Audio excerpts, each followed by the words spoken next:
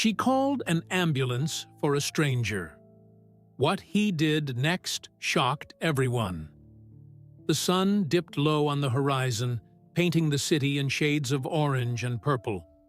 The city's rhythms carried on relentlessly, but in a forgotten corner under the overpass, life moved slower. Survival dictated its pace. Here, a small community of makeshift tents sprawled across the concrete, an invisible microcosm of those who had fallen through the cracks. Among them lived 13-year-old Lily and her mother, Sarah.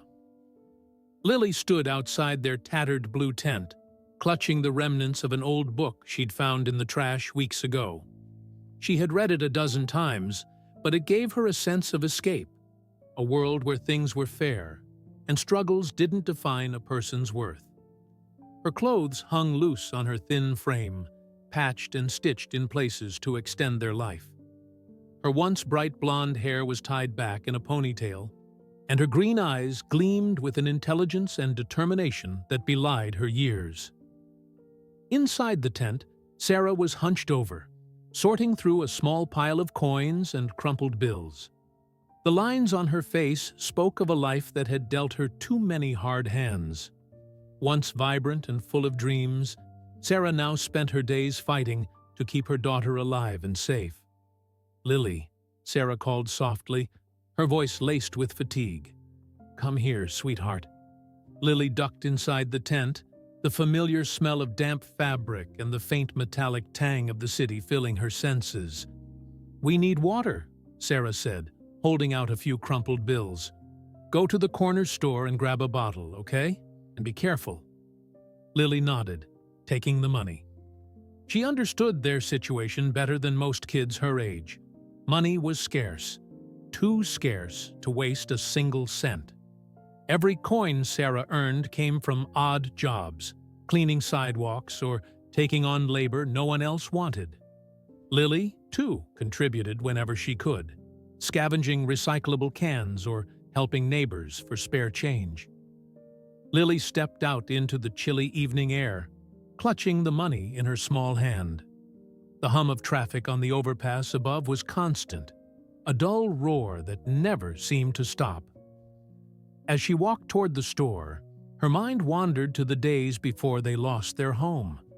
She missed the cozy apartment, the smell of her mother's cooking, and the security of knowing they wouldn't be woken by police or angry business owners demanding they move their tent. The corner store wasn't far, just 3 blocks from the tent city. Lily walked briskly, her eyes darting around to avoid attention. She had learned how to navigate the streets, how to stay invisible to those who might harm her. As she neared the store, a commotion caught her attention. A sharply dressed man, probably in his late 50s, was walking briskly along the sidewalk. His polished shoes clicked against the concrete, his tailored suit a stark contrast to the scruffy surroundings. He carried a briefcase in one hand and a phone in the other, barking orders to someone on the other end of the line. Then it happened. The man suddenly stopped mid-stride, clutching his chest. His face contorted in pain, his steps faltering. Lily froze as she watched him stagger toward the curb. His phone clattered to the ground, and he collapsed onto his knees before falling onto his side. For a moment, no one moved. People walked past, some glancing at the man, but quickly looking away. It was clear they didn't want to get involved. Lily felt her heart pound in her chest. This wasn't right. Dropping her money into her pocket, she rushed toward him. "Mister," she called, her voice trembling. "Are you okay?" The man didn't respond. His breathing was shallow, his face pale and clammy. Lily glanced around, desperate for help, but the pedestrians nearby continued on as if nothing was happening. Gritting her teeth, she knelt beside the man, her mind racing. She reached into her pocket and pulled out the community worker's phone. A simple device her mother had borrowed from a nearby shelter. "Hello?" Lily said, her voice shaking as she dialed emergency services. "I need an ambulance. There's a man on the ground." He's not moving right." The operator asked for details, and Lily gave the location as best she could. "He's not waking up," she added, her voice cracking. "Please hurry." Minutes later, the sound of sirens cut through the air. A wave of relief washed over Lily as the ambulance pulled up, its lights casting a blue and red glow against the buildings. Paramedics rushed out, their movements quick and efficient. "You did good, kid," one of them said as they checked the man's vitals. "Your call probably saved his life." Lily stood back, watching as they loaded the man onto a stretcher.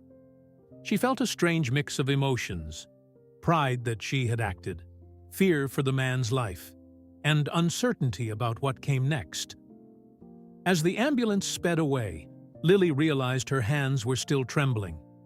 She glanced down at her scuffed sneakers and the borrowed phone, a small crack now visible on its screen from when she'd dropped it in her hurry. She had never felt so powerless, and yet so important at the same time. When she finally made it back to the tent with the water bottle, Sarah noticed her pale face immediately. "Lily, are you okay? What happened?" Lily recounted the events, her voice steady despite the whirlwind of emotions she felt. Sarah listened intently, her brow furrowing as she absorbed her daughter's words. "You did the right thing," Sarah said, pulling Lily into a tight hug. Not everyone would have done that. Lily nodded, though she still felt unsure. She couldn't stop thinking about the man, his pale face and labored breathing. That night, Lily lay on the hard ground of their tent, staring at the patched fabric above her. The distant hum of traffic was a reminder of the world outside their small encampment, but her mind was somewhere else entirely. Despite the familiar discomfort of the cold creeping through the thin material and the ache in her stomach from another meager dinner, her thoughts refused to settle. She kept replaying the moment when she found the man. The way he collapsed, the sheer panic in his eyes as his body betrayed him, and the rushed, frantic call she made to the emergency services. All of it swirled in her mind like a relentless tide. "Do you think he'll be okay?" Lily finally whispered into the darkness, not even sure if her mother was still awake. From the other side of the tent, Sarah shifted and propped herself up on one elbow. Her silhouette was barely visible in the dim glow of the streetlights outside. "You did everything you could, Lily." "More than most people would," Sarah said softly, her voice tinged with both pride and exhaustion. "You were brave. But what if it wasn't enough?" Lily's voice trembled. "What if he—" She couldn't bring herself to finish the thought. Sarah sighed deeply, crawling closer to where Lily lay. She wrapped an arm around her daughter's thin shoulders, pulling her close. "Listen to me, sweetheart. You acted quickly, and you stayed with him. That counts for something. It might even have saved his life.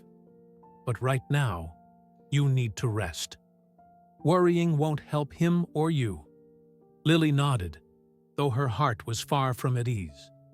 Eventually, exhaustion overtook her, and she drifted into a restless sleep. The next morning dawned cold and overcast, the gray skies casting a somber light over the makeshift tent city. Lily stirred awake to the familiar sounds of Sarah preparing their meager breakfast.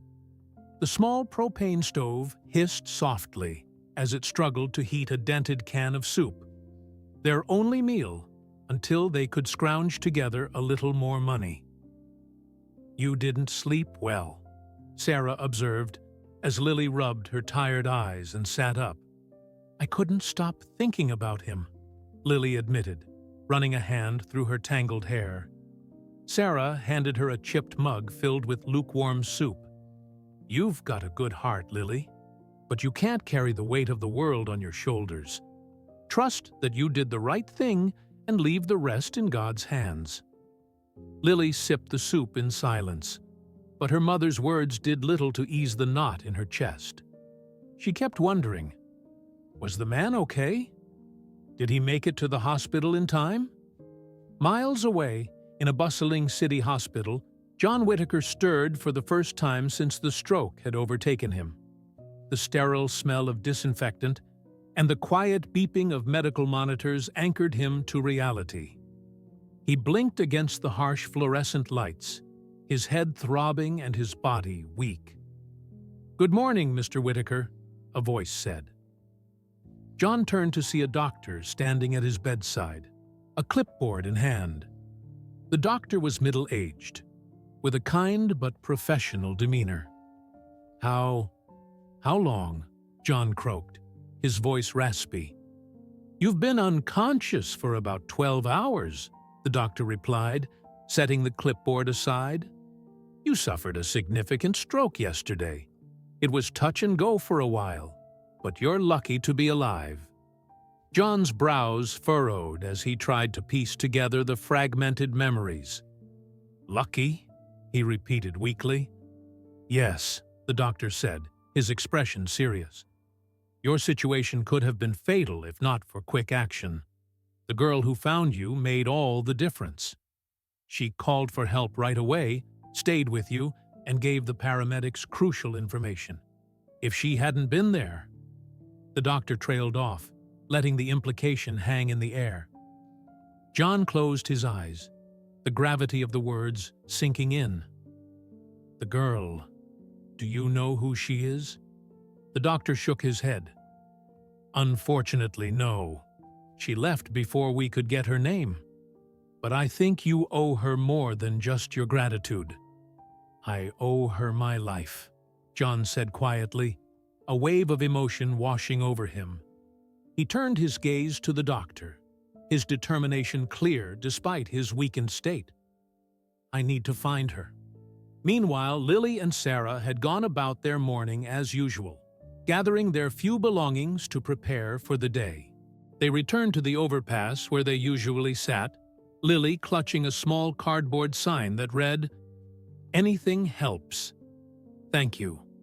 The hours dragged by, the cold wind biting at their exposed skin. Most passers-by either ignored them or offered pitying glances. But Lily's mind wasn't on their usual struggles.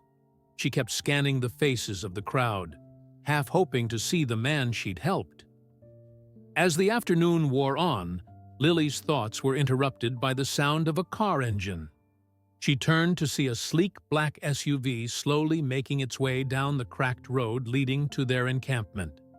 Its tinted windows gleamed under the pale sunlight, and it looked completely out of place in their grim surroundings. The vehicle came to a stop, and Lily's heart began to race as the driver's door opened. A man stepped out, tall and sharply dressed, his movements careful and deliberate. Despite the fine suit and polished shoes, he looked pale and a little unsteady on his feet. Lily's eyes widened in recognition. "It's him," she whispered, nudging Sarah, who had been sorting through their collection of salvaged items. The man, John Whitaker, approached them slowly, his eyes scanning the encampment until they landed on Lily. His expression softened, and he managed a faint smile. "You're the one who helped me," John said, his voice steady but tinged with emotion. Lily nodded, unsure of what to say. John gestured toward the SUV, where his assistant was stepping out with a clipboard. "I've been looking for you," he said. "You saved my life, and I intend to repay you." Sarah stepped forward protectively, her gaze wary. "We don't need charity," she said firmly, though her voice betrayed a flicker of uncertainty. "It's not charity," John replied, his tone earnest. "It's gratitude. Please, let me help you." Lily exchanged a glance with her mother. The offer was overwhelming, almost too good to be true. But there was something in John's eyes, something genuine, that made her believe this was no empty promise. For the first time in years, hope flickered in Lily's chest. Sarah hesitated, her protective instincts clashing with the undeniable weight of their reality. She studied John Whitaker, noting the way he held himself, not with arrogance, but with the kind of resolve born from genuine gratitude. "What kind of help are you talking about?" Sarah finally asked, crossing her arms as if to shield herself and Lily from disappointment. John took a deep breath, still slightly weak from his ordeal. "A fresh start," he said simply. "A home, a proper place where you don't have to fight for survival every day. School for Lily. A job for you. Something steady. Something that'll let you rebuild your lives." Sarah's eyes widened. "A home?" she echoed, the word sounding foreign and almost too fragile to utter aloud. John nodded. "Look, I can't undo what you've been through, but I can give you a chance to move forward. A place to call your own, where Lily doesn't have to sleep on concrete and you don't have to worry about tomorrow's meal." Lily stared at John, her heart thudding. Could this really be happening? She clutched her mother's arm, searching her face for any sign of agreement. Sarah's guard was still up, but the mention of Lily's future seemed to chip away at her skepticism. She glanced at her daughter, who was staring at John with cautious hope, and then back at the man who had entered their lives so unexpectedly. "How do I know you're serious?" Sarah asked, her voice softer now, but still wary. John's assistant stepped forward, holding out a set of keys and a small stack of papers. "This is the lease for a fully furnished apartment," he explained. "The keys are yours, if you're willing to accept Mr. Whitaker's offer." "An apartment?" Lily whispered, her voice trembling with disbelief. Sarah reached out slowly, her fingers brushing against the keys. The cool metal felt real, tangible in a way that promises often didn't. "And what's the catch?" she asked, her voice wavering. "No catch," John said firmly. "I'm not here to take anything from you. I'm here because your daughter saved my life. This is my way of thanking you." For a long moment, Sarah stood frozen, the weight of the decision pressing down on her. Finally, she looked at Lily and saw the hope shining in her eyes, a hope she hadn't seen in years. "We'll give it a try," Sarah said, her voice barely above a whisper. Lily let out a small gasp of relief, her grip tightening on her mother's arm. John smiled, his expression a mix of satisfaction and warmth. "Good," he said. "We'll get you settled right away." The following day was a whirlwind of activity. Sarah and Lily were driven to the apartment by John's assistant, the SUV gliding smoothly through streets that were worlds away from the rough, uneven paths they were used to. When they arrived, Lily couldn't believe her eyes. The building wasn't grand, but it was clean and well-maintained, with flower beds lining the walkway and large windows that let in plenty of light. Their apartment was on the second floor. As Sarah unlocked the door and stepped inside, her breath caught in her throat. The space was modest but beautiful. A cozy living room with a plush sofa and a small dining table, a kitchen stocked with basic essentials, and 2 bedrooms with fresh linens on the beds. Lily wandered through the apartment in awe, running her fingers over the smooth surfaces of the countertops and peeking into the neatly organized cupboards. "Is this really ours?" she asked, her voice filled with wonder. "It's yours," the assistant confirmed with a smile. Sarah stood in the doorway, her eyes filling with tears. She had spent so many years fighting to survive that the idea of stability felt almost like a dream. John had also arranged for Sarah to start a job at a nearby cafe. It wasn't glamorous, but it was honest work with fair pay, a chance to regain her independence and provide for Lily without constantly scrambling for scraps. The days turned into weeks, and life began to settle into a rhythm. Lily enrolled in school, her days filled with lessons and new faces. It wasn't easy at first. Her classmates were curious about her past, and some whispers followed her through the halls, but she found herself determined to prove she belonged. Sarah threw herself into her new job, grateful for the steady income and the sense of purpose it gave her. For the first time in years, she felt like she could breathe. John visited occasionally, always checking in on their progress with genuine interest. He brought books for Lily and groceries for Sarah.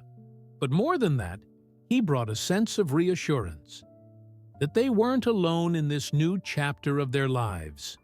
But just as things seemed to be falling into place, the shadows of the past began to creep back in.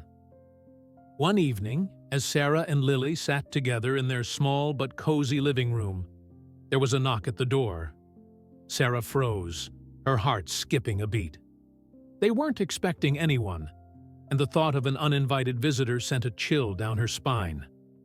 When she opened the door, her worst fears were realized.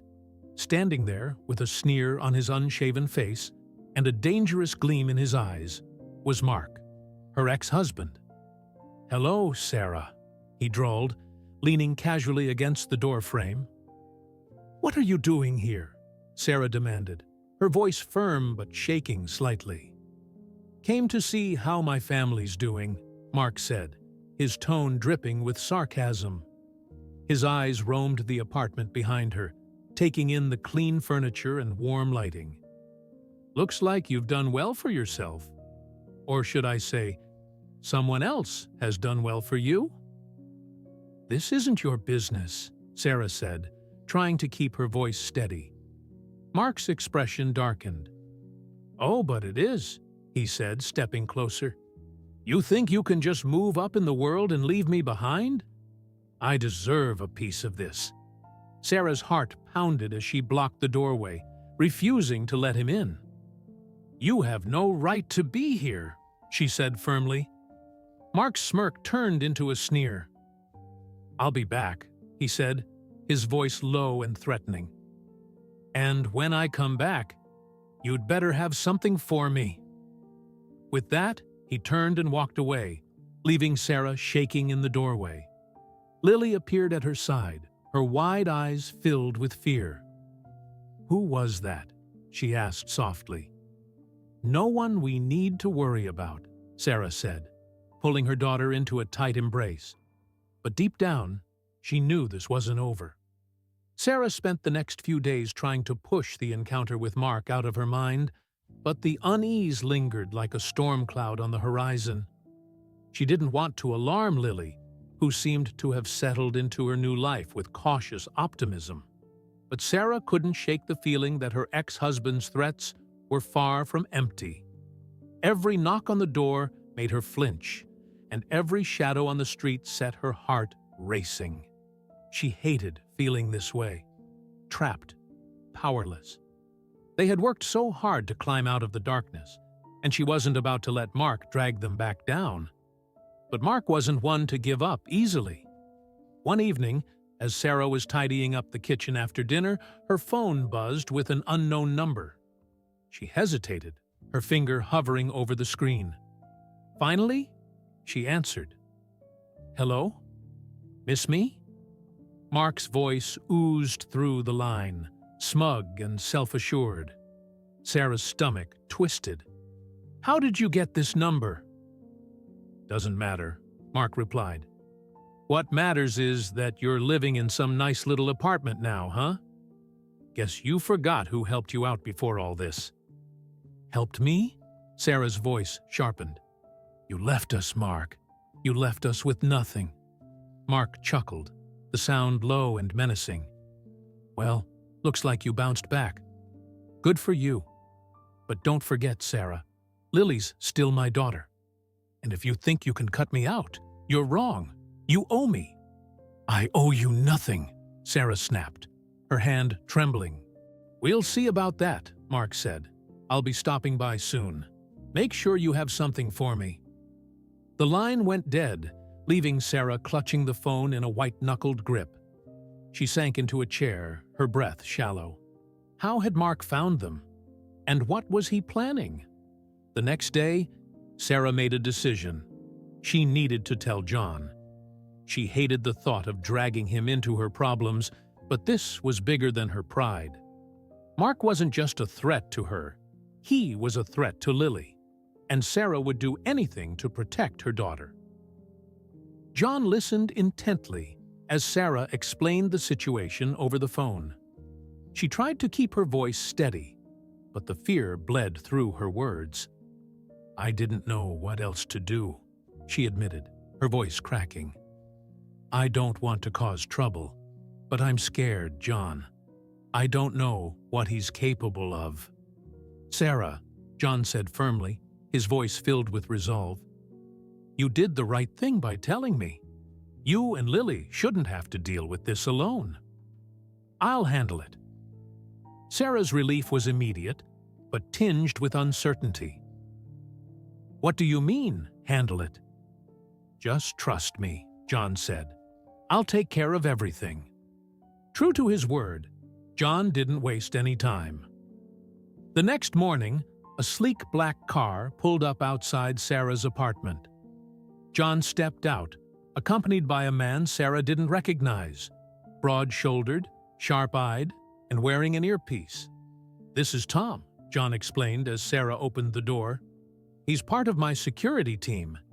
He'll be keeping an eye on the apartment and making sure you and Lily are safe." "Security team?" Sarah's brow furrowed. "John, I don't think we need—" "You do," John interrupted gently but firmly.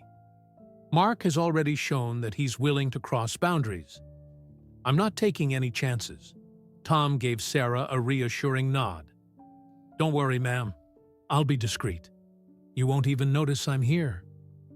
Sarah glanced back at Lily, who was watching the exchange from the living room with wide eyes. She sighed and nodded. "Thank you, John. I don't know how to repay you for all this." "You've already done more than enough," John said with a small smile. The following days were tense but uneventful.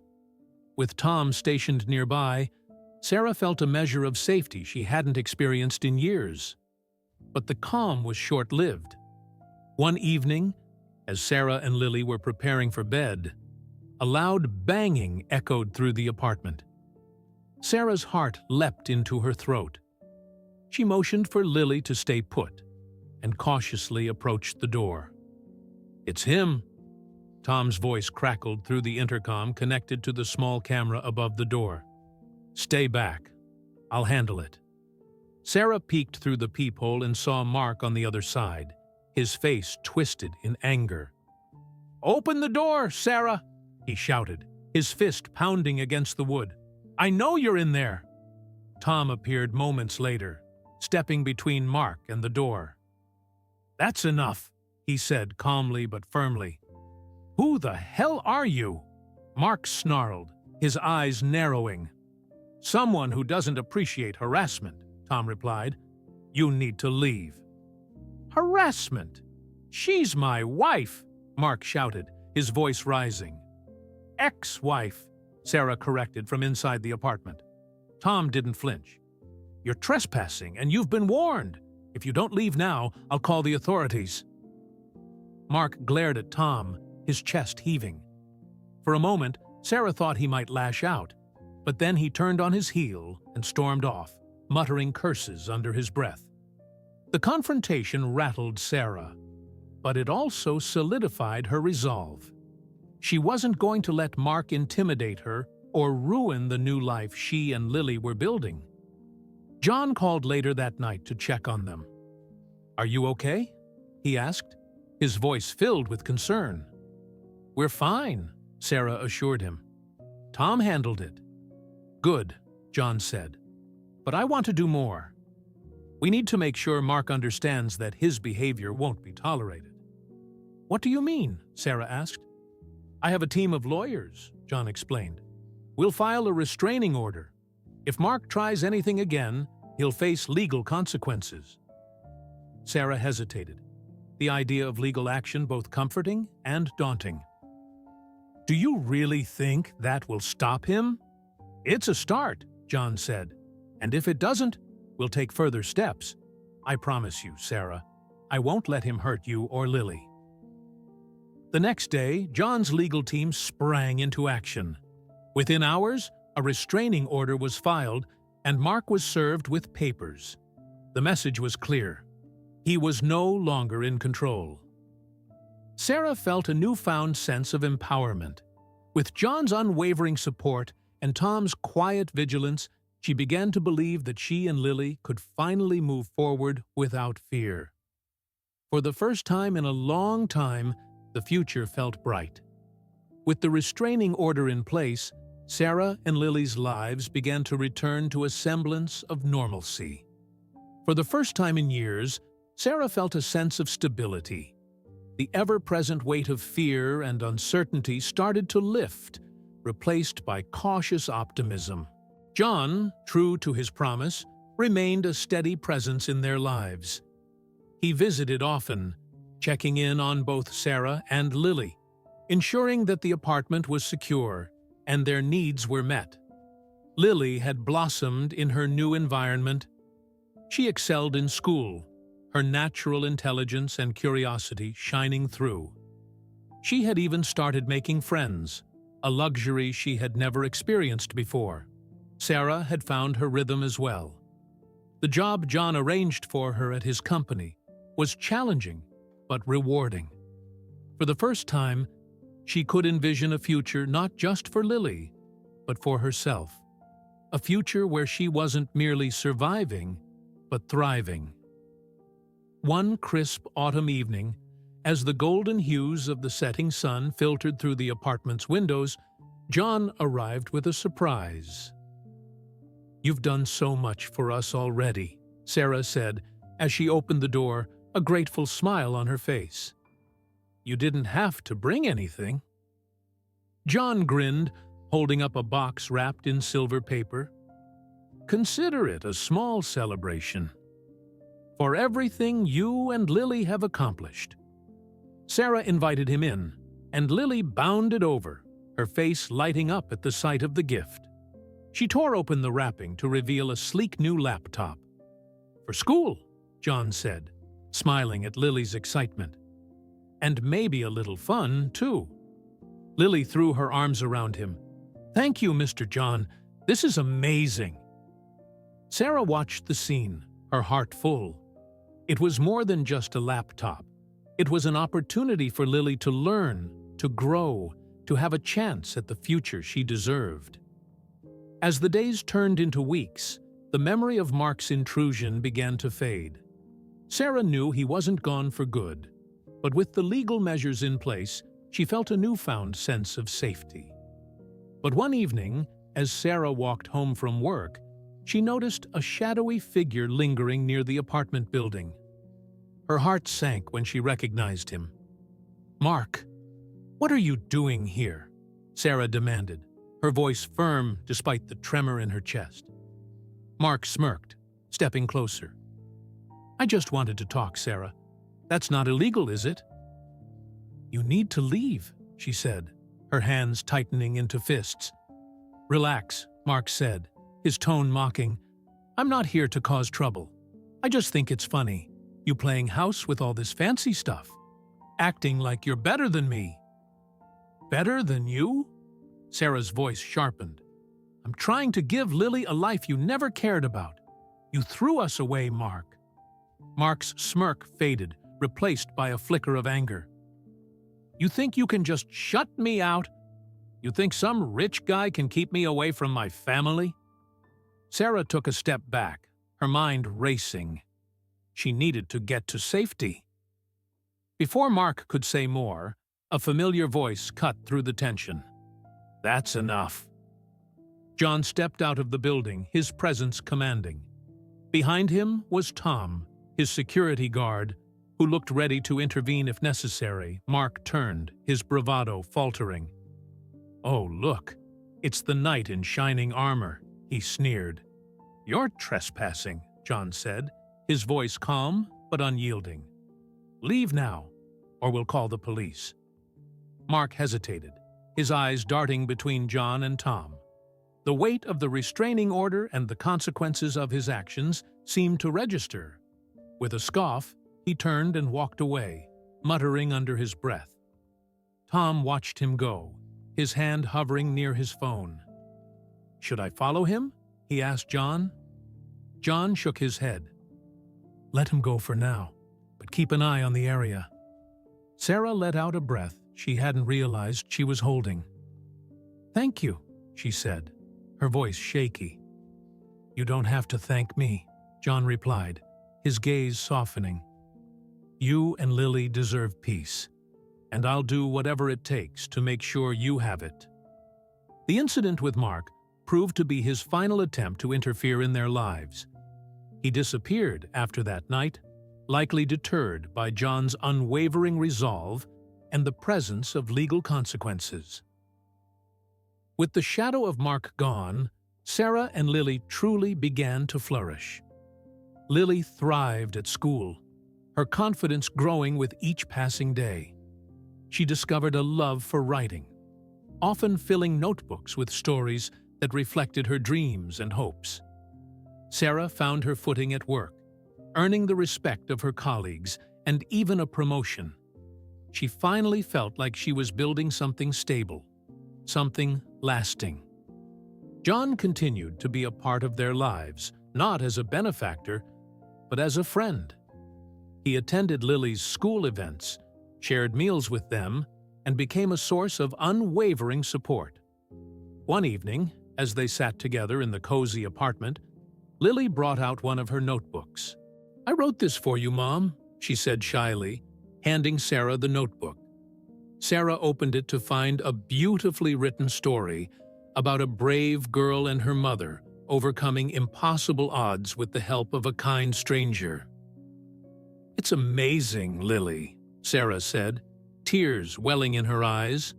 John leaned over to read a few lines, a smile spreading across his face. "You've got a real talent, Lily. Maybe one day we'll see your stories in bookstores." Lily beamed, her heart swelling with pride. As the evening wore on, Sarah looked around the room, at Lily, happy and thriving, at John, who had become more than just a helper, but a true friend. She felt an overwhelming sense of gratitude and peace. Their journey had been hard, but it had brought them to this moment, a moment of safety, of love, of hope. "Thank you," Sarah said quietly to John. He smiled, shaking his head. "You don't have to thank me. You and Lily did the hard part. I just helped along the way." Sarah knew better. He had given them more than help. He had given them a future. And for the first time in a long time, Sarah believed that future was bright. Thank you for watching this story. If it touched your heart, don't forget to like and share. Subscribe for more inspiring tales of hope, resilience, and kindness. We'll see you in the next one.